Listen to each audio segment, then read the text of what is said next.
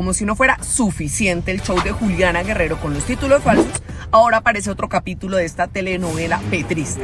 La Contraloría abrió hallazgo fiscal porque la señora usó el helicóptero del Estado Ciel, que cuesta millones por hora, 4 veces para ir al Cesar y no para cumplir funciones del Ministerio del Interior, no, para sus vueltas personales. La pregunta es simple: ¿quién autorizó convertir un helicóptero oficial en transporte privado?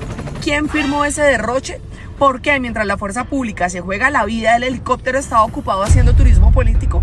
Porque esto ya no es una falta administrativa, esto es símbolo perfecto de este gobierno. Privilegios para los más cercanos, excusas para el país y los recursos públicos tratados como si fueran del bolsillo de Gustavo Petro.